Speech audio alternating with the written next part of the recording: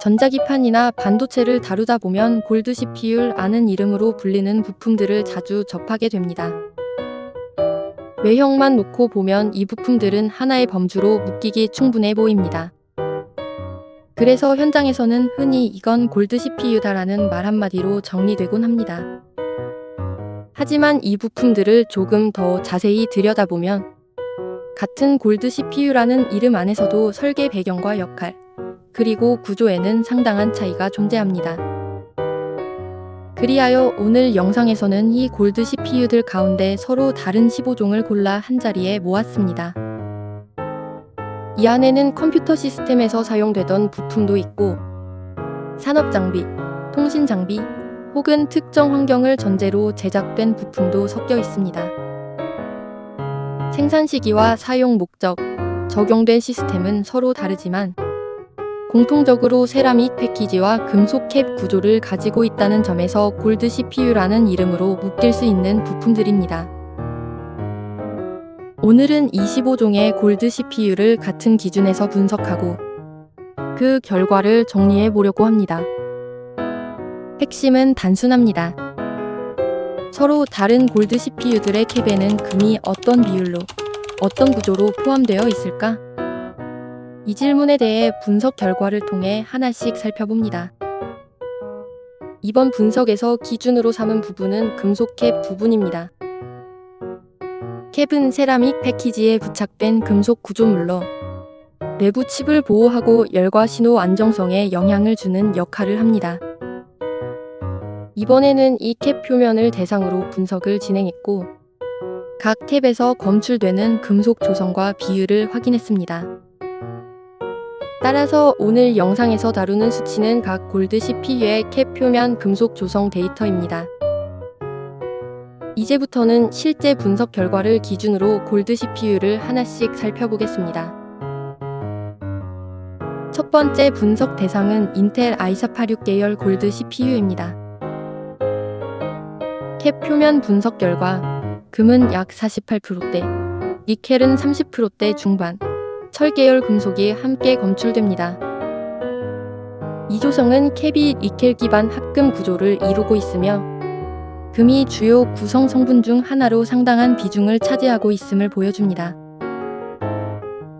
두 번째 골드 CPU는 출처가 명확히 특정되지는 않지만 세라믹 패키지와 금속 캡 구조를 통해 고신뢰성 환경을 전제로 설계된 부품임을 알 수 있습니다. 캡 분석 결과, 금은 약 26%대, 니켈은 50% 이상입니다. 이 캡은 니켈이 구조의 중심을 이루고 금은 표면 안정성을 보완하는 역할로 사용된 형태입니다. 세 번째는 아날로그 디바이스 계열 부품입니다. 캡 분석 결과, 금은 약 42%대, 니켈은 40%대 중반입니다. 금과 니켈이 비교적 균형 있게 구성된 이 조성은 신호 안정성과 구조적 신뢰성을 동시에 고려한 설계로 해석됩니다. 네 번째는 모터롤러 계열 골드 CPU입니다. 캡 분석 결과, 금은 약 36%대, 니켈과 철, 코발트 계열 금속이 함께 검출됩니다. 금 비율은 중상 수준이며 기계적 안정성과 열 대응을 고려한 합금 캡 구조로 보입니다. 다섯 번째는 삼성 계열 골드 CPU입니다. 캡 분석 결과, 금은 20%대 후반, 니켈은 50% 이상으로 나타납니다. 니켈 중심 구조 위에 금이 보조적으로 사용된 전형적인 합금 캡 형태입니다. 여섯 번째 분석 대상은 해리스 계열의 골드 CPU입니다. 이 부품은 고신뢰성 사양으로 역시 세라믹 패키지와 금속 캡 구조를 갖추고 있습니다. 캡 표면 분석 결과를 보면 금은 30%대, 니켈은 49.98%로 상대적으로 높은 비율, 철 계열 금속이 함께 검출됩니다. 이 조성으로 예측할 수 있는 사실은 캡은 기계적 안정성과 환경 대응을 우선적으로 고려한 설계 방향을 가지고 있으며 금은 그 구조 안에서 보완적인 구성 요소로 작용하고 있습니다. 7번째 골드 CPU입니다. 캡 분석 결과 금은 48%대, 니켈과 철 계열 금속이 함께 확인됩니다. 이번 분석 대상 가운데 금 비율이 높은 그룹에 속하는 캡으로 금이 캡 조성에서 상당한 비중을 차지하고 있습니다. 이 구조는 금이 단순한 표면 마감이 아니라 합금 구성의 중요한 축으로 사용된 형태로 해석됩니다. 8번째는 인텔의 골드 CPU로 5962로 시작하는 코드는 군수, 고신뢰성 규격에서 자주 확인되는 식별 방식이며 이 부품 역시 해당 환경을 전제로 제작된 타입으로 볼 수 있습니다. 캡 표면 분석 결과 금은 43%대, 니켈과 철이 주요 구성 금속으로 검출됩니다. 금 비율은 비교적 높은 편에 속하며 니켈 기반 합금과 함께 안정적인 캡 구조를 형성하고 있습니다. 9번째 골드 CPU입니다. 캡 분석 결과 금은 23%대, 니켈은 50% 이상으로 나타납니다. 이 골드 CPU도 니켈이 구조의 중심을 이루는 전형적인 합금 형태이며 금은 표면 안정성을 위한 보조적인 구성 요소로 사용된 형태입니다. 10번째는 삼성 계열 직사각형 모양의 골드 CPU입니다. 캡 분석 결과를 보면 금은 34.09%, 니켈은 49.13%인 걸 확인할 수 있습니다. 이 조성은 니켈 중심 합금 구조 위에 금이 안정성을 보완하는 형태로 구성된 캡임을 보여줍니다. 11번째 분석 대상은 진로그 계열의 골드 CPU입니다. 이 부품은 제어용 CPU로 다양한 산업, 통신 장비에서 사용되던 타입입니다. 캡 표면 분석 결과 금은 약 29%, 니켈은 55% 이상으로 확인됩니다. 이 조성은 니켈이 캡 구조의 중심을 이루고 금은 산화 방지와 표면 안정성을 위해 보조적으로 사용된 형태임을 보여줍니다. 진로그 계열에서 자주 확인되는 대표적인 합금 캡 구조입니다. 12번째 골드 CPU입니다. 캡 분석 결과를 보면 금은 34.41%, 니켈은 49.91%로 확인됩니다. 앞서 분석한 삼성 계열과 유사한 금속 조성을 보이며 니켈 중심 구조 위에 금이 보완적으로 사용된 캡 형태입니다. 13번째 분석 대상은 군수, 고신뢰성 환경을 전제로 제작된 부품으로 분류할 수 있습니다. 캡 표면 분석 결과 금은 53.7%, 니켈은 23.9%로 이번 분석 대상 가운데 캡 기준 금 비율이 가장 높은 그룹에 속하며 금이 캡 조성에서 주요 금속으로 작용하는 구조를 보여줍니다. 14번째는 DSP 계열 골드 CPU입니다. 이 부품은 디지털 신호 처리를 전담하던 프로세서로 연산 안정성과 신뢰성이 중요하게 요구되던 용도에서 사용되었습니다. 캡 분석 결과 금은 약 47%대, 니켈은 약 25%대로 나타납니다. 이 골드 CPU 역시 금 비율이 높은 편에 속하며 니켈과 함께 안정적인 합금 구조를 형성하고 있습니다. 마지막 분석 대상입니다.